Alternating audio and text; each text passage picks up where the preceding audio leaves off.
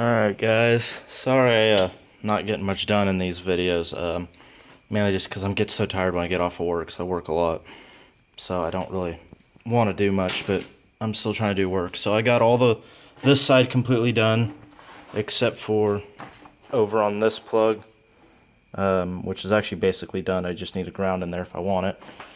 Got a temp plug up in here, with some number 10 in it, so I can get some 240 out of my panel that I'm borrowing right now. Breaker's on right now. Let me turn it off while I'm showing off everything. I just have it on a 20 amp breaker for right now, just because that's the lowest 2-pole I've got. Uh-oh. I do apologize for that. I know that's probably cut up on the recording. My phone is really slow right now because it's pretty hot out here. Even though it's 9 o'clock at night, it's still hot. So here's the big contactor.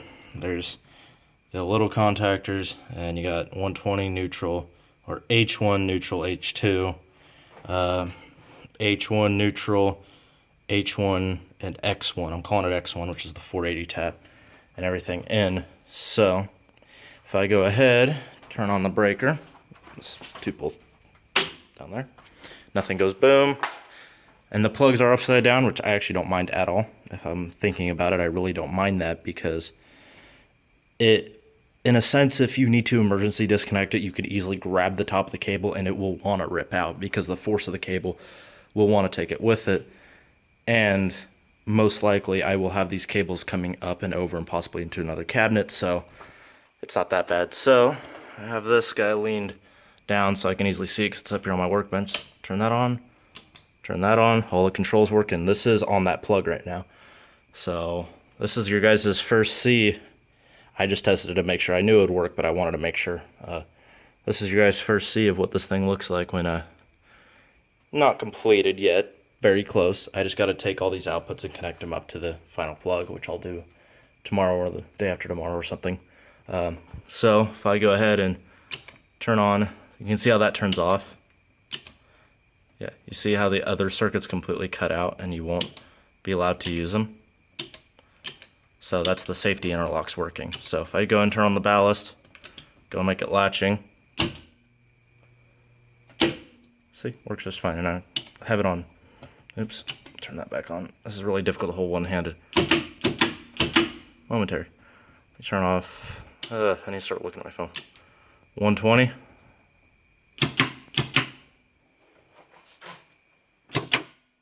I don't know if I can quite. It's that left little contactor. Let's go 480 next. Right little contactor next. 240. Ready?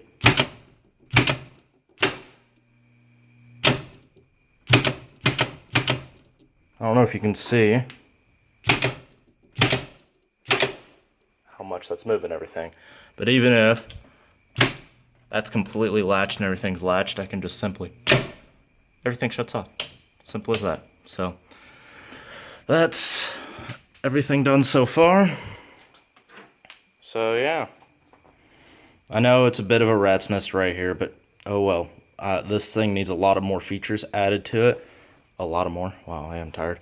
This thing needs a lot more features added to it, and I want to do this again. I want to continue working on this at some point. I do want to finish up this project. It's dragging out for a while, and it's been a real hole in my pocket.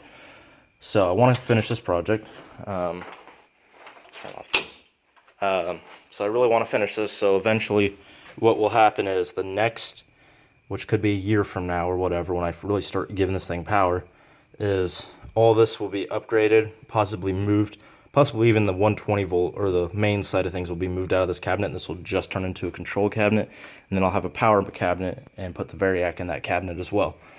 And then like all this wiring will be buttoned up, or there's a wire nut right here connecting all of the different 120 volt connections together. That will actually be a set of breakers, a breaker for the ballasting, power supply, and then an independent breaker for each of these ranges. So for at least the contactor sides, I want the ranges to be actually separate. So that's also another, if you think about it, it's also another means of disconnect. So and then I actually think, yeah, you won't actually even notice these guys going unless I short out the output, but it's not even hooked up, so.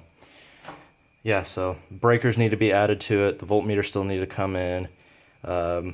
Eventually, a lot of other things. There's an infinite number of possibilities that I'd like to add to this.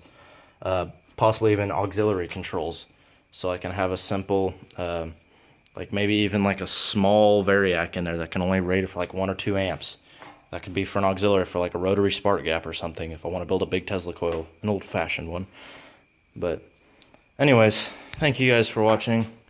Sorry this isn't really the most entertaining part of the series because it's just a lot of me crimping all these connections.